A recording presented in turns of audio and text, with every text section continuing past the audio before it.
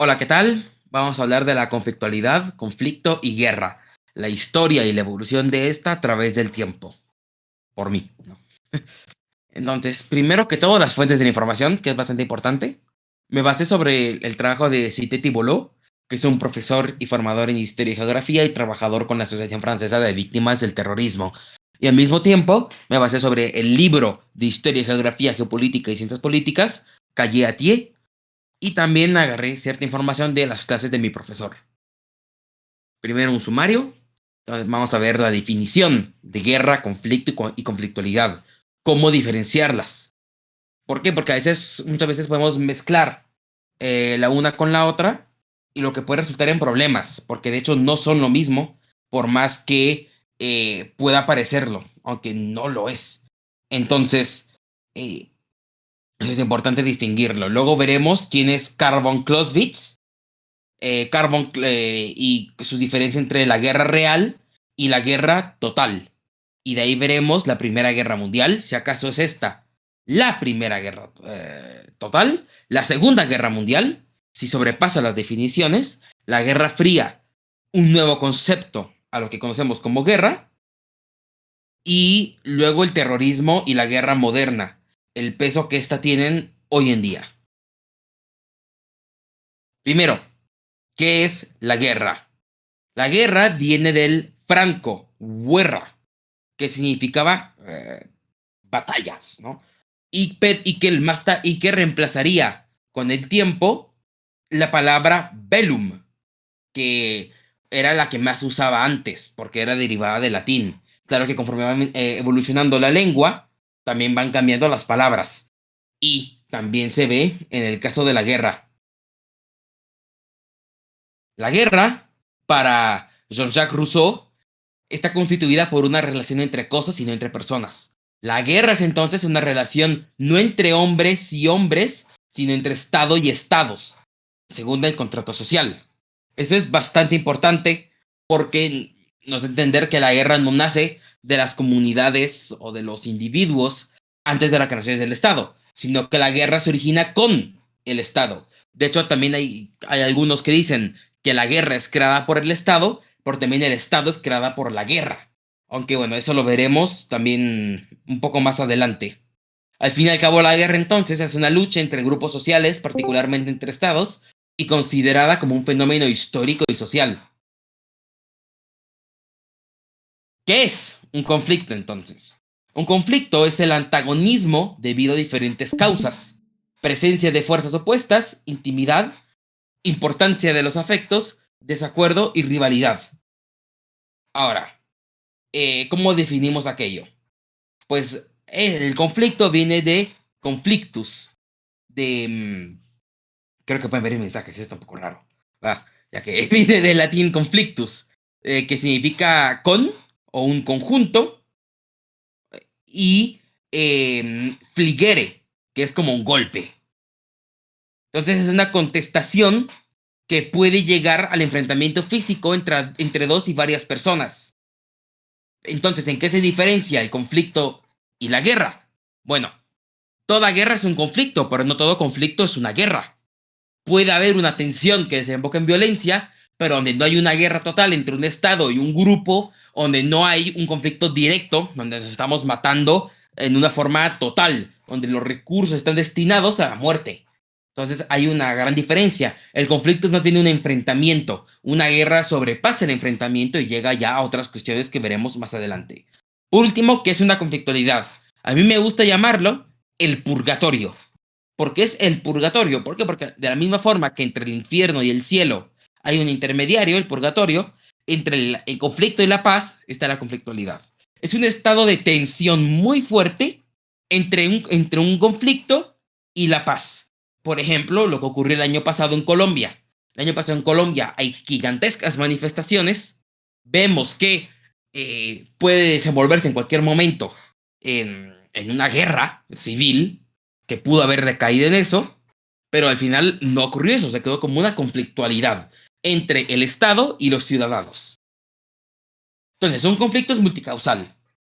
A ver, multiescalación y multisocial son palabras que no existen en la lengua hispana, pero que yo uso de todas formas porque ese multi-escalación de entender que que esto no es una escalada de un día para otro. Esto evoluciona con el tiempo, esto se transforma y esto toma tiempo. No es que de un solo hay guerra, es que toma tiempo, toma mucho tiempo de hecho. Entonces son varias escalas hasta llegar al conflicto. Segundo, multicausal. Hay muchas causas para un conflicto. Nunca es solo por el petróleo, nunca es solo porque son de otra religión, nunca es porque son de otra clase, solo porque son de otra clase social. Hay un montón de cosas que definen cuándo una guerra se hace guerra. Y luego está la multidimensional, que es que hay varias dimensiones acá. Está la dimensión social, está la dimensión económica, está la dimensión política, que también nos vuelve otra vez a la idea multicausal. Y multitemporal. Eso transcurre a través del tiempo. No es de un día para otro, no es de una semana para otra. Esto toma bastantes años y de alguna forma toma muchos años para resolverse. Mientras que la guerra es la mezcla entre conflicto, una acción colectiva y el Estado. ¿Qué significa esto? No puede haber una guerra tal y como la conocemos sin el Estado. El Estado es el primer ente que empieza la guerra. Cuando empezamos a matarnos entre nosotros, como humanos, a gran escala, no solo en actos violentos separados del uno con el otro.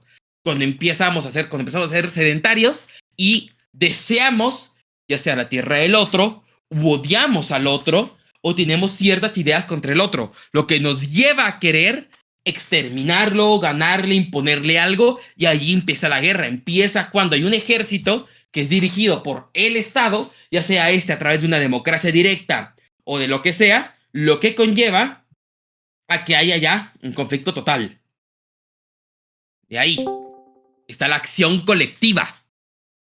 No puede haber una guerra si esta no es popular. ¿Por qué? Porque si llega a haber una guerra no popular donde el pueblo forma parte de nuestros días, esta se acaba. ¿Por qué? Porque es impopular, la gente ya no vota por ellos cuando es una democracia, o se puede levantar en revueltas, como fue el caso de la Revolución Rusa. Entonces eso no puede ocurrir en eso. Luego, ¿y eso engloba la guerra civiles o territoriales de grupos armados como los señores de la guerra? Ahorita vamos a responder a eso, pero en parte sí responde a eso. Hoy, la era más pacífica de la historia. Creemos popularmente que estamos en la era más pacífica de la historia de la humanidad. ¿Por qué? Actualmente solo hay, aunque aquí se diga que hay una guerra mayor en México, yo discrepo y luego voy a decir por qué, pero actualmente solo hay dos guerras, que es India-Pakistán, Ucrania-Rusia. Son las únicas guerras a gran escala donde hay dos estados matándose a tiros de una forma total. Luego, lo que vemos, luego son ya sea ciertos golpes entre estados, por ejemplo, Colombia-Venezuela, donde podemos ver que hay ciertas tensiones donde puede escalar un conflicto mayor, o sea, es un conflicto. Las escaramuzas son estas conflictualidades donde hay choques violentos, pero no hay nada muy claro, y luego está una guerra menor. La guerra menor, sí hay una pequeña guerra civil o algo así, pero que pero no llega a la guerra. O sea, estamos a punto de una guerra, ya hay un conflicto, pero no hay una guerra. En Etiopía, por ejemplo, es el norte contra el resto. Es una parte del norte, de hecho, es una etnia de allá, los cuales quieren la independencia porque no les agrada el presidente actual, y eso acaba en un conflicto, pero no han empezado una guerra civil. Y luego el caso de México es muy curioso. El caso de México es una conflictualidad, incluso el tema de la guerra contra el narco. ¿Por qué? Porque a pesar de que se le llame guerra contra el narco, de la misma forma que en El Salvador se le llama guerra contra las maras, esto no termina de encajar. ¿Por qué? Porque no toda la economía está en la guerra, no todos los civiles están en la guerra, son solo ciertos sectores, y en un segundo lugar hay muchos dentro del gobierno que son cómplices directos al bando que ellos supuestamente pelean. Por ejemplo, en México hay bastantes miembros del gobierno los cuales han sido acusados de estar con relaciones con el narcotráfico. Luego, guerra interestatal. Aquí vemos el tipo de guerra y responderemos al tema de si hay de cómo entra esto a la guerra civil. A ver, la guerra interestatal es la guerra clásica tal y como la conocemos. Es Un estado A no le gusta estado B, quiere algo del estado B o lo que sea, ergo se pelean, se agarran a tiros. Por ejemplo, la Primera Guerra Mundial es un conflicto interestatal entre la alianza de la Triple Entienda y los imperios centrales. Una guerra interestatal de dos naciones o varias que están en bando A, bando B y se pelean. Luego vemos la guerra intraestatal. Por ejemplo, la Guerra Civil Mexicana. La Guerra Civil Mexicana hay una revolución. Si no estoy mal, corríjanme si me equivoco, se levantaron contra Porfirio Díaz. Y luego culmina en una guerra civil, la cual un bando le gana al otro. Y luego y luego vemos la apertura democrática y todo eso. Aunque no estoy muy seguro de la historia de México. Así que si estoy equivocado, corríjanme, por favor.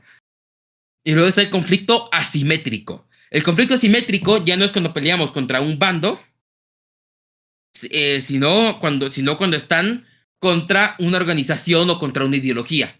Por ejemplo, la guerra contra el terrorismo no es que haya un estado terrorista. Bueno, actualmente ya podemos decir que Afganistán, pero no estamos en guerra contra Afganistán, sino que es entre una organización, Al-Qaeda, Daesh, lo que sea, incluso, ¿por qué no? Las maras o el narco, contra una organización, un estado o muchos estados. Por ejemplo, la guerra contra el terrorismo es todo Occidente, Rusia y China contra Al-Qaeda, contra los talibanes, contra Daesh. Carl von Clausewitz. Guerra real y guerra total. Son dos tipos de guerra muy distintas. El famoso "la guerra es la continuación de la política por otros medios" es atribuida a él en su obra de la guerra. Entonces, ¿quién es Carl von Clausewitz? Carl von Clausewitz es un general prusiano que luchó él en las guerras napoleónicas del lado de los prusos, mientras que su padre luchó en la guerra de los 7 años. Creo que, si no estoy mal, del lado del Santo Imperio Germánico, del Santo Imperio Romano Germánico. Él es conocido por haber teorizado sobre la ciencia militar moderna. O sea, él estudia el fenómeno de la guerra y gracias a él empezamos a ver nuevas teorías, aunque aguas, la guerra nunca es una teoría, sobre cómo es que la guerra evoluciona. Cuáles son los tipos de guerra que pueden llegar a haber.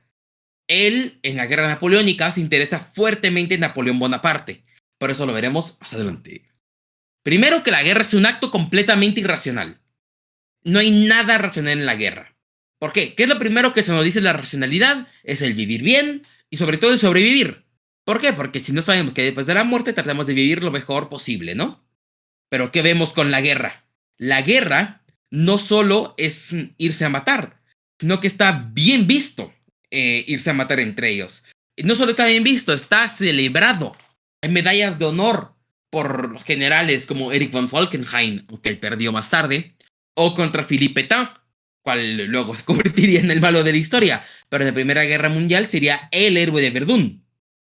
Entonces, como podemos ver, la guerra es un acto completamente irracional que escapa a quizá el pensamiento que solemos llegar a tener.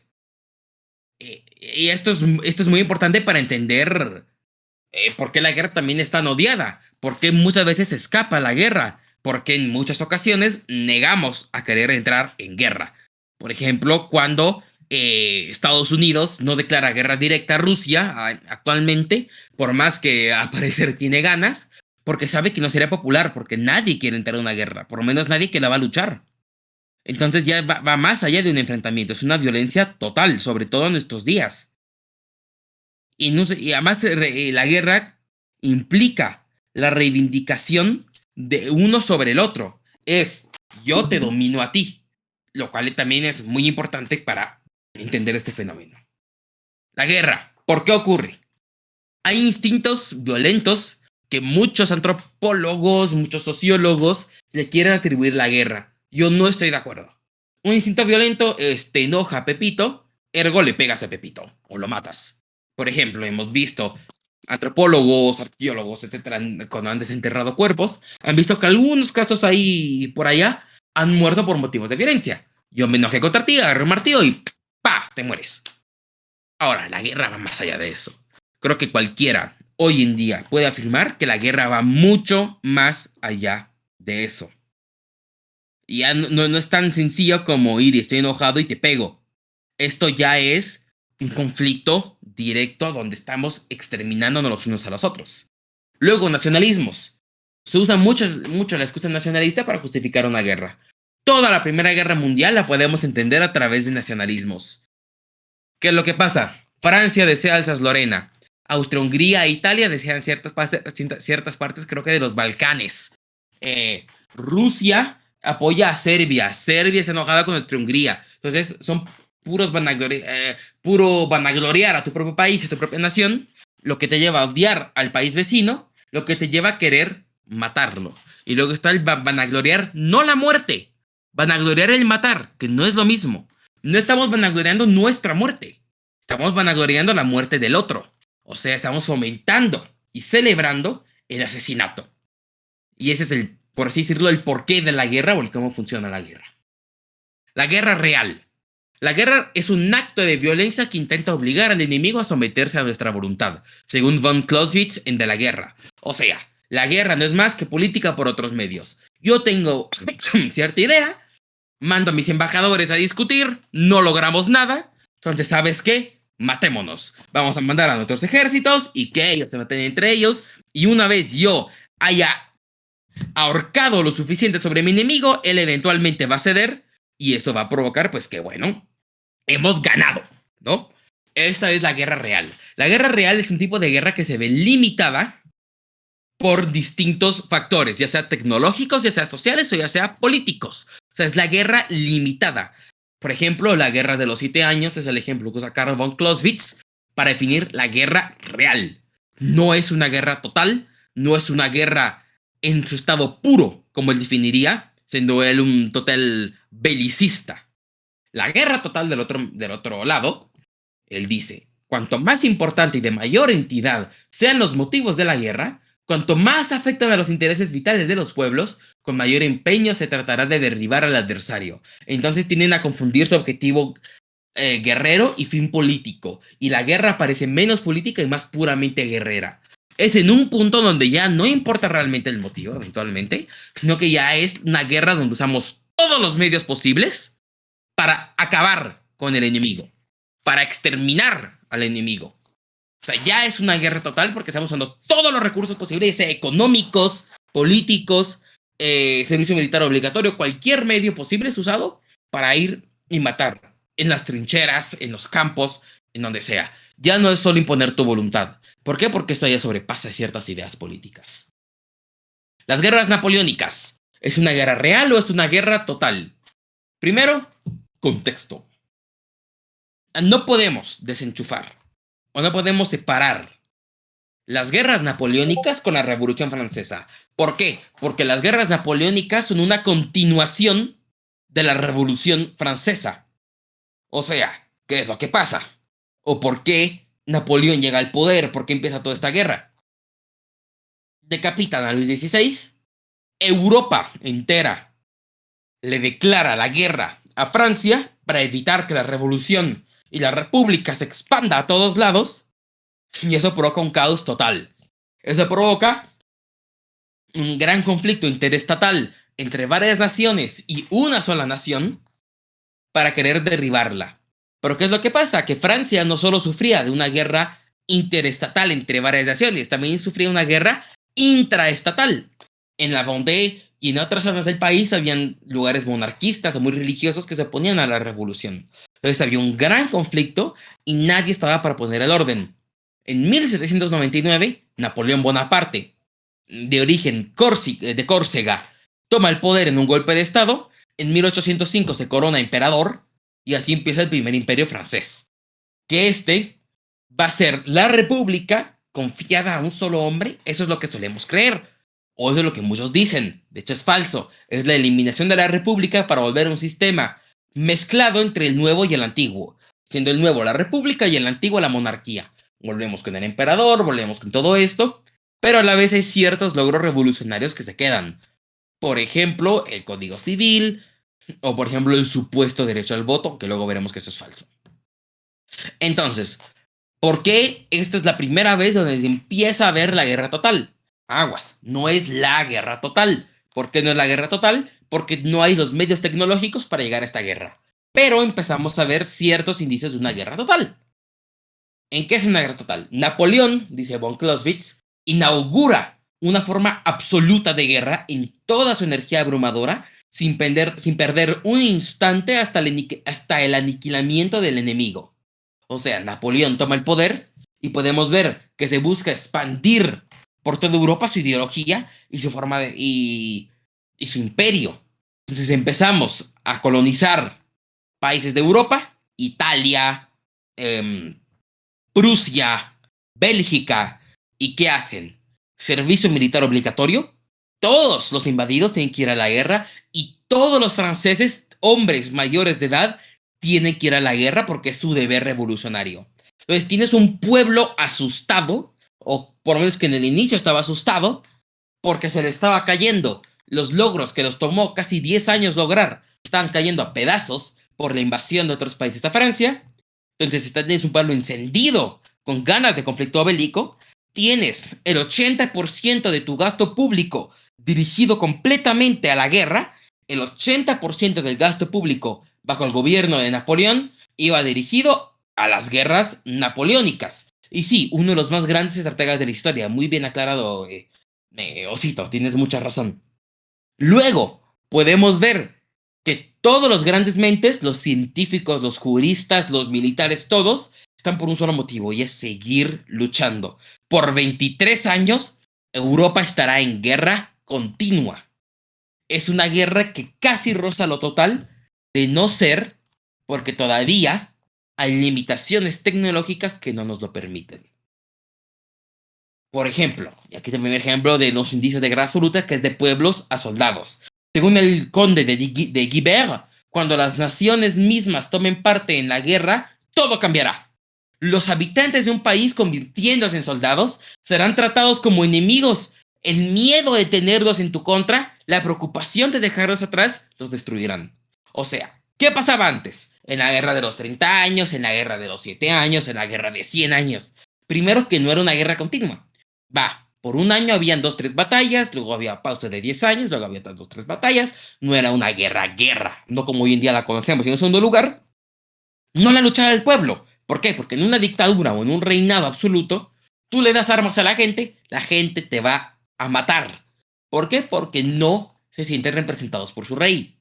Pero como tienes a Napoleón, no, por más que es un rey populista, que dice guardar los valores republicanos, la gente misma luchó por 10 años con sus propias manos para la democracia, para su república, para sus valores republicanos como la libertad, la igualdad y la fraternidad.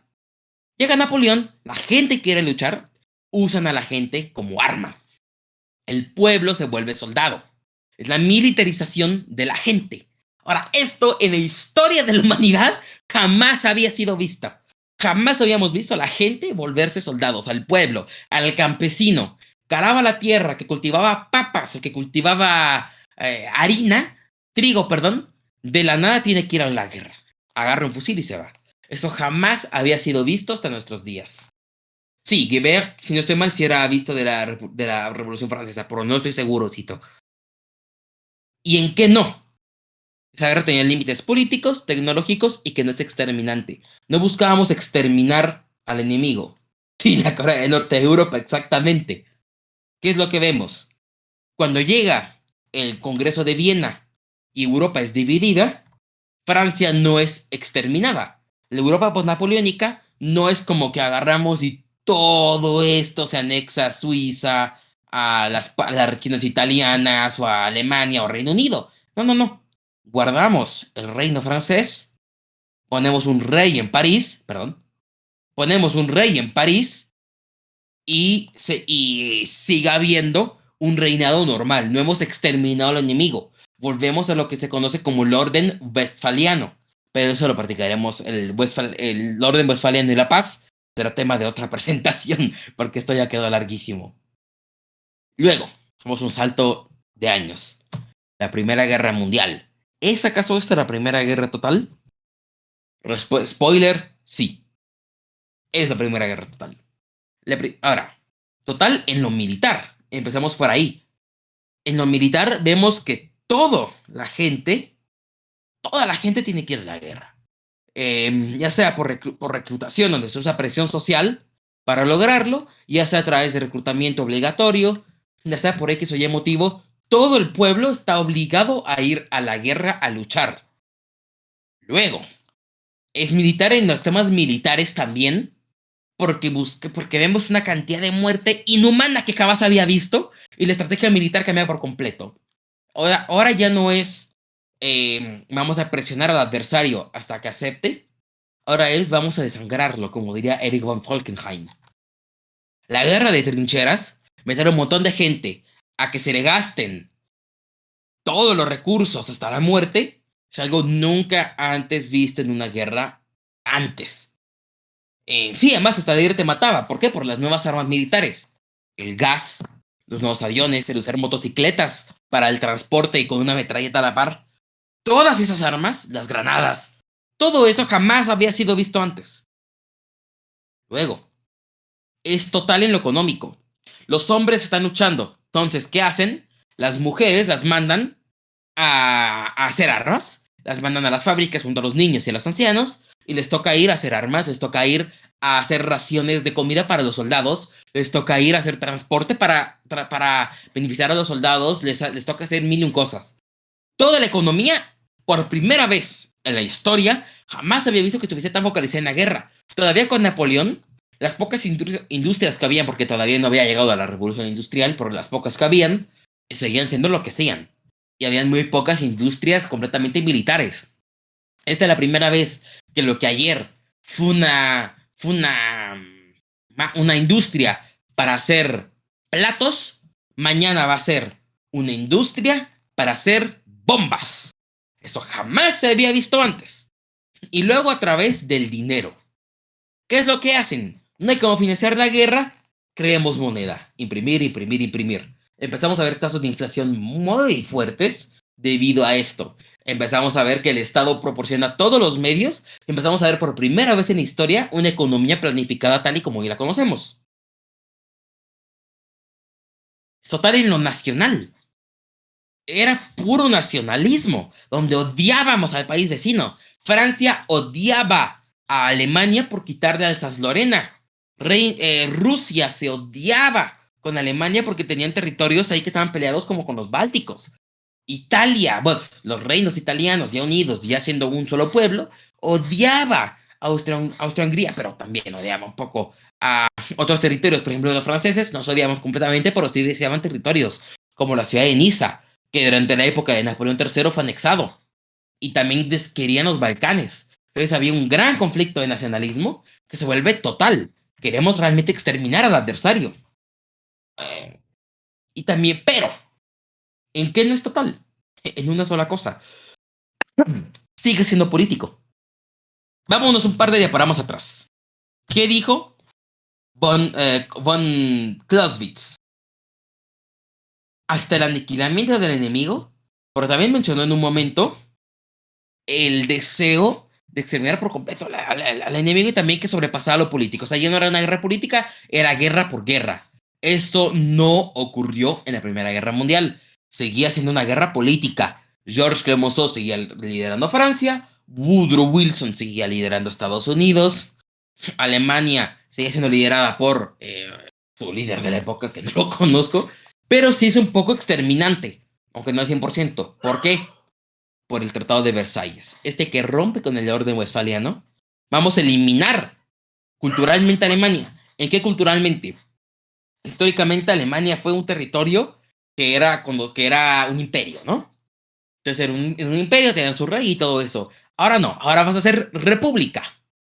Ya no, ¿qué es lo que pasa? Que la democracia está bien, la democracia es muy buena, de hecho. Pero la democracia tiene que nacer de la voluntad de los pueblos por querer autodirigirse. Aquí no nació por ninguna voluntad de nadie, aquí nació por el mero deseo de una potencia extranjera a imponerte algo. Pasa en lo económico. Es una deuda total que Alemania tiene, donde se ven obligados a pagar y a responsabilizarse por una guerra que ellos no empezaron. ¿Por qué? Porque Alemania, con el Tratado de Versalles, quedan como los únicos responsables de la guerra. Los únicos. A pesar que el primer golpe lo dio Serbia y la guerra le empezó Austria-Hungría. Y tienen que pagar una recomposición que no van a poder pagar hasta, y escúchenme, hasta 2010. En 2010, Alemania termina de pagar la deuda que tenía en 1919. Fueron 93, no, 91 años, perdón. Fueron 91 años de deuda. Una cosa brutal. Entonces ahí ya hay una guerra total, ya hay millones de muertos, jamás había visto algo así. Y es algo completamente nuevo. Solo en la batalla de Verdún hubo casi 2 millones de muertos. Hubo días, por ejemplo, en la toma del fuerte de Vaux, donde murieron 20.000 personas. Una locura total. Y luego vamos, ahí sí que, a los vergazos, cabrones. La Segunda Guerra Mundial sobrepasa las definiciones. La Segunda Guerra Mundial, bueno, yo creo que no hace falta introducirla, que todos saben lo que pasó y todos saben qué pasó con Adolf Hitler y todo el tema, pero empezamos a ver ya una guerra absoluta que sobrepasa la definición que dio Karl von Clausewitz. Clausewitz lo definía como esa guerra que sobrepasa un poco lo político, donde están todos los recursos para exterminar al adversario. Bueno, Hitler y el grupo de panas se pasa de verga. Hacen una locura total en el conflicto. Primero la subida a los extremos. Todo ese tema de es que ustedes son la raza elegida. La raza aria elegida para gobernar el mundo, que son superiores al resto. Este discurso completamente extremista y completamente supremacista, donde empezamos a ver una voluntad de exterminar otra vez a los adversarios, pero ya ni siquiera a los adversarios, ¿sí? Exterminar al vecino, exterminar al que no es el que no es como yo físicamente. Vamos a exterminar a los judíos, a los polacos. Hay una voluntad total de matar. Los campos de concentración están los judíos, están los comunistas, están los rusos, los gitanos, los homosexuales, los resistentes, todos. Albert Speer, ministro del armamento nazi, al final de la guerra, ataca a la Unión Soviética por razones políticas, pero también quería exterminar a los humanos de forma personal. O sea, ya no es solo política, también es ideología pura. E incluso se puede ver a través del lavado de cerebro que se hace a la juventud con la Hitlerjugend. La Hitlerjugend eran los más locos en el conflicto. Se metían hasta drogas para seguir luchando, y con la caída de Berlín fueron los que más duraron. Porque si desde que tienes 3 años, supongamos, naces en 1930, mueres en la invasión de Berlín en 1945, tú moriste entonces a los 15 años. Desde los 3 años, Hitler está en el poder. Tú creciste toda tu vida con la Alemania nazi. Solo viste la Alemania nazi. Para ti todo es todo lo que hay. Y si tú creciste con esa ideología, es todo lo que vas a defender. Entonces Clausewitz decía que la guerra era una forma de imponer la voluntad sobre el otro.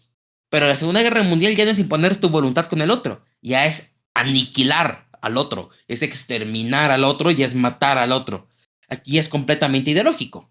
Luego, ¿cuáles son los factores que permiten esto? Ahora, perdón si la imagen está un poco fuerte para ustedes, un poco sí lo es, pero primero con las políticas racistas y antisemitas y xenófobas y todo lo fóbico que puedes poner en una oración, que van a permitir toda legalidad para matar, arrestar y exterminar a tus enemigos, ya sea los no arios en algunas ocasiones, los comunistas y los judíos.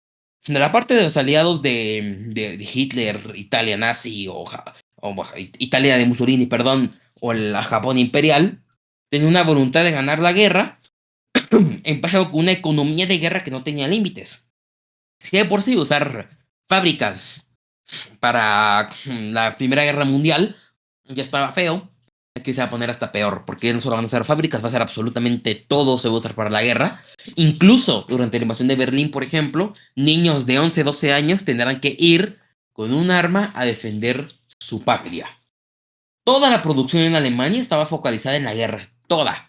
Y eso se vio afectado también, por ejemplo, tras de la deuda, porque no todos se podían financiar, todos los recursos naturales iban dirigidos a la guerra, todo iba dirigido a la guerra, además de un fanatismo de la parte de la población, ya sea en el Axe de Alemania, Italia, Japón, o en la Unión Soviética, que también se vería bastante esto, que va a hacer que los civiles cometan actos horribles para satisfacer a los jefes de Estado y porque creen que es un acto bueno. Por ejemplo, como se te decía, Está muy bien hacer cosas buenas por tu país, pero solo un héroe es capaz de hacer cosas malas por el bien de tu patria. Por ejemplo, todo el genocidio nazi, por ejemplo, el Holodomor, que al fin y al cabo, aunque fue producido por el Estado, fue apoyado por ciertos sectores, o los gulags, etcétera. Y luego hay una fanatización tal que el propio pueblo está dispuesto a morir y a cometer estas atrocidades. Los kamikazes, la Hitlerjugend, o incluso del lado de los estadounidenses, los campos de concentración a los japoneses, y luego las armas. Las armas, algo nunca visto antes, que sería la bomba atómica, ciertos misiles, etcétera. Pero la amenaza atómica marca un antes y un después en la guerra. Luego, ¿qué límites tiene esta guerra? Ninguno. No había ningún límite en esta guerra. Ni tecnológico, ni nada. Esto fue una guerra sin límites que sobrepasó lo político y pasó a ser completamente ideológico. La Segunda Guerra Mundial no tuvo realmente un motivo político como los territorios con las Alzadorena y cosas del estilo, pero como ya dije, ideológico, la causa número uno de los verdaderos extremos. Para Clausewitz, del otro lado, la guerra es la continuación de la política por otros medios. Pero en la Segunda Guerra Mundial ya no vemos esto. Es una guerra que se basa meramente en una ideología supremacista. En los gobiernos ya no dirigían políticos, ya no era George Clemenceau en Francia, ni era Woodrow Wilson en Estados Unidos. En Francia había regímenes militares, en Italia también, en Alemania también eran puros regímenes militares. O sea, ya todo estaba dirigido a la guerra, ya la política no existía. La política estaba muerto, era una guerra exterminante. Esto sobrepasa, en todos los sentidos, lo que Karl von Clausewitz había dicho en sus anteriores escritos. Entonces, esto es una nueva definición de lo que es la guerra. Luego, la Guerra Fría. Un nuevo concepto de la guerra. Otra vez, ya es una nueva definición. Pero bueno, también esto es algo interesante de hablar, la Guerra Fría. Entonces, empezamos por ahí, ¿no? Em, el final del conflicto interestatal. A ver, sí, sigue siendo un conflicto interestatal en ciertos sentidos, ¿no? Esta idea de la Unión Soviética contra los Estados Unidos. De todas maneras, ya no es una guerra directa. Ya no es los Estados Unidos que matan con Berlín, digo, que se matan con Rusia. Ahora, o bueno, la Unión Soviética, para ser exactos. Aunque, bueno, aquí puse también esta caricatura de prensa, que es más bien moderna, que es la Rusia de hoy en día. Y la OTAN, o sea, Estados Unidos, Unión Europea y el resto de sus aliados por la guerra de Ucrania, aunque, porque es una forma de decir que actualmente seguimos un poco con lo mismo. O sea, ya es la nueva forma de hacer guerra, ya no es la guerra de país A contra país B, no que ya es país A, es una potencia, ergo, país A usa países C, que son inferiores a él, a nivel militar, político, económico, lo que sea, como países estatales, y que entre ellos, entre esos países pequeños, se maten. Entonces es el nuevo conflicto interestatal. Por ejemplo, y elegí este porque nos toca mucho como latinoamericanos, la Operación Cóndor. La Operación Cóndor, aunque Jacobo Arbenz no fue parte de ella, pero aún así es un miembro sustancial para entender por qué empezó la Operación Cóndor. Fue una operación de la CIA en los Estados Unidos. Bueno, creo que todos la conocen, pero no así lo voy a decir. Fue una operación de los Estados Unidos para poner dictaduras en América Latina y así perpetuar el poder hegemónico estadounidense, ¿no? Entonces, esta operación Cóndor se ve en los dos casos más famosos. Bueno, el caso más famoso es definitivamente Chile, con Salvador Allende. Y luego un caso que no es tan famoso, pero que es de los primeros, por no decir el primer golpe de Estado completamente orquestado por la CIA, es el caso de Guatemala, con Juan Jacobo Arbenz Guzmán.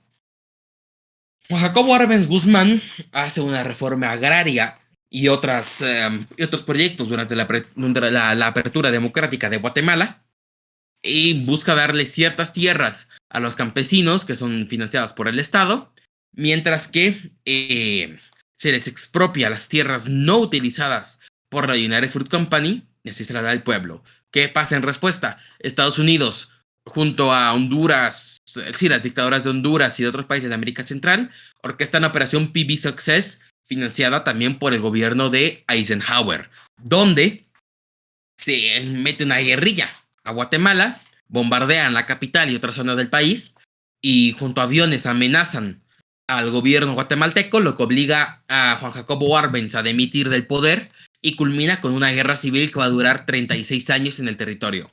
Salvador Allende es el caso, creo que más famoso de la Operación Cóndor, que fue un presidente socialista electo en Chile, el cual sería derrotado por los Estados Unidos y por el general Augusto Pinochet, que por cierto fue parte de su gobierno, en el cual se va a establecer una dictadura que, si no estoy mal, causará poco más de 2000 muertos y que terminará con el suicidio o con el asesinato, porque la verdad que es bastante indeciso qué pasó ahí, de Salvador Allende.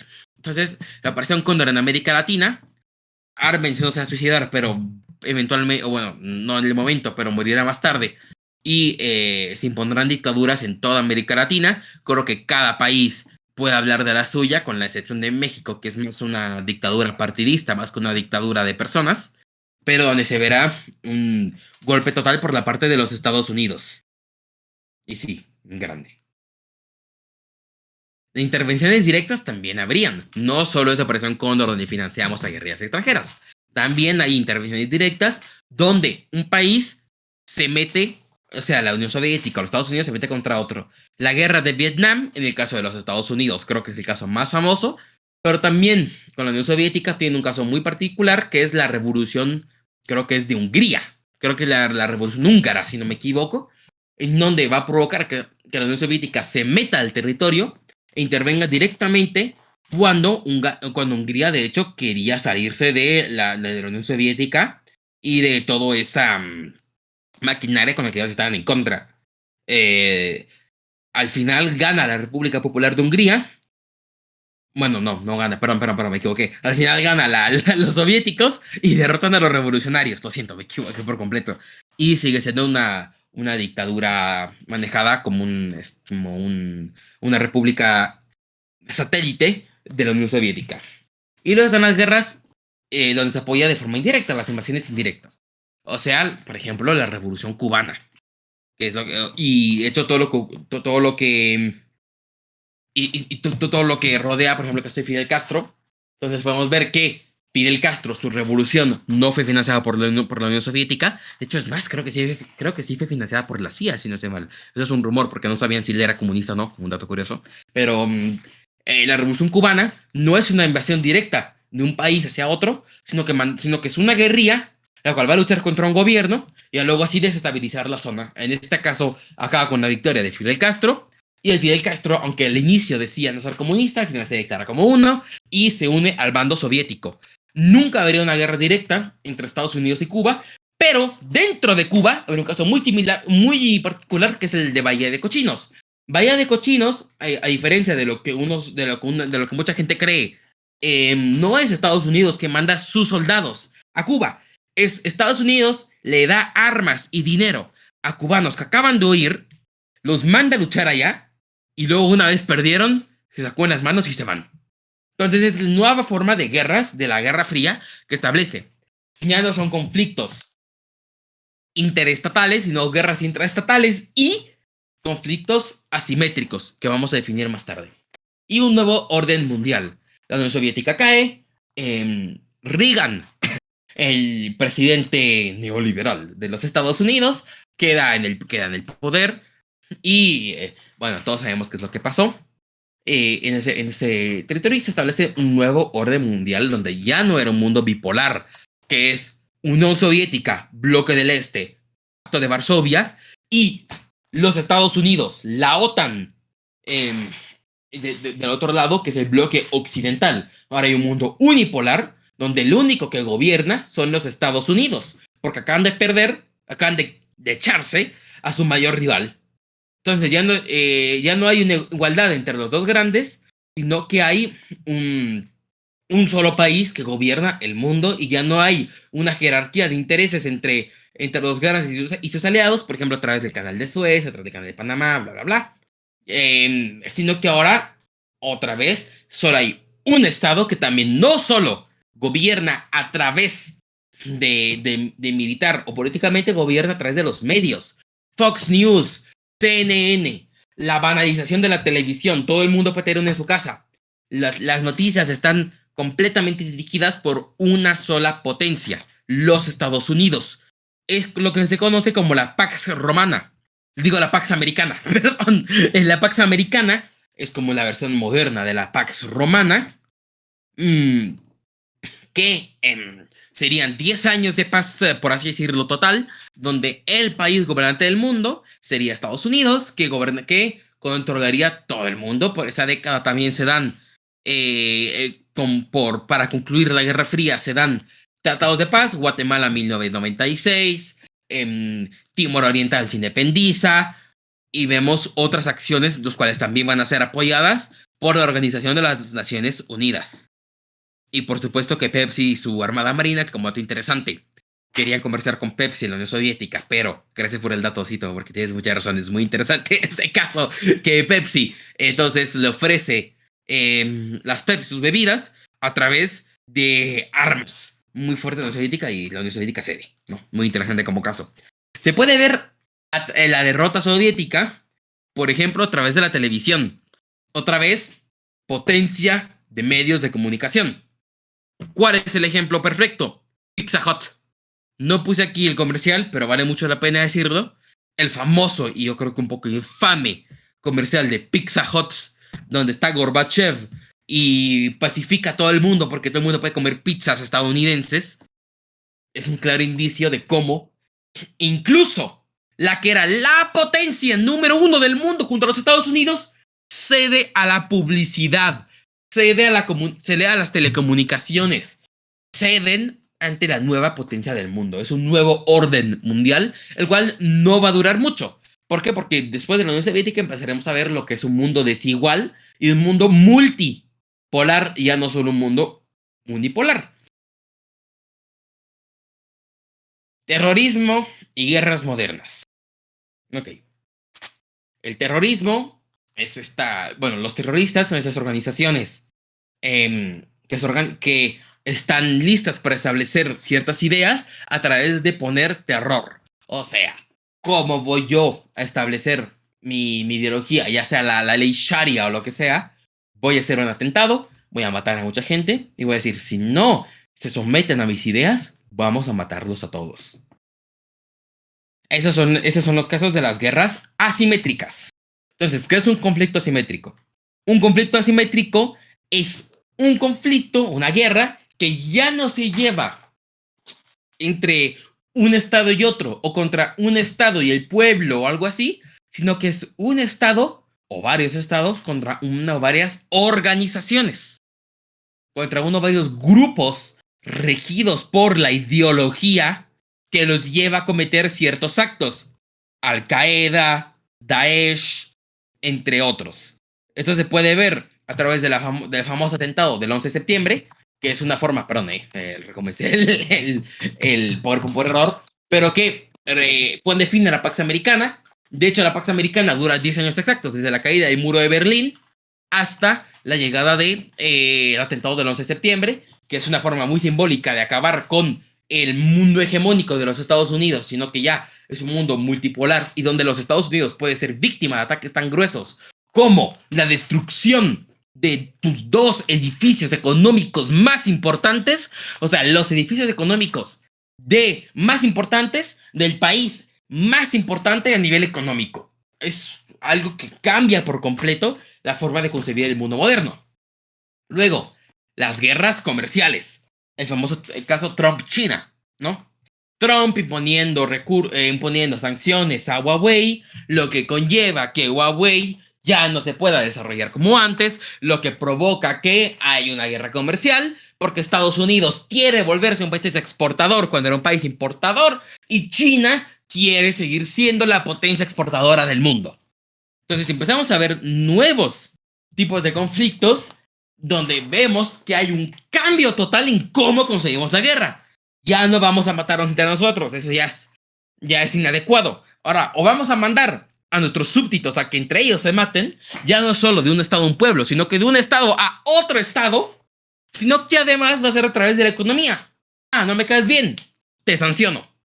Te quito el acceso a tu economía, te quito los préstamos del Fondo Monetario Internacional, te quito el reconocimiento de la Organización de las Naciones Unidas y voy a sancionar a tus empresas para que éstas ya no puedan conversar con el mundo. Esa es la nueva forma de hacer guerra. Y en un tercer lugar, la guerra diplomática. Por aquí yo también meto a las guerras de comunicación. El conflicto de Rusia-Ucrania, vamos a ser honestos, en el fondo no tenemos ni puta idea de qué está pasando porque no está desclasificado. Lo único que sabemos es lo que dice la prensa occidental y la prensa rusa. O sea, lo que dice Russia Today y lo que dice CNN, y a través de ahí vamos a hacer una síntesis para imaginarse qué podría estar pasando, pero de hecho no tenemos idea. No sabemos cómo está desarrollando y la idea está en convencer a la gente a que le agrade mi invasión o que le agrade mi apoyo a parar la invasión. Entonces, una guerra de medios de comunicación, una guerra diplomática. Vamos a aislar a un país y le vamos a dejar solo contra el mundo. Y esto se ve incluso a través de las fotografías. Lavrov solo, a la par, están desenfocados, solo se apunta a él. Estados Unidos, rodeado de gente, rodeado de una potencia mundial como el Reino Unido, y donde se ve que se están prestando atención. Es un cambio total. Sí, la guerra de la información es desde la Primera Guerra Mundial, pero nunca se... Y de la Guerra Fría, por supuesto que sí. Pero jamás se lleva a tal extremo hasta nuestros días.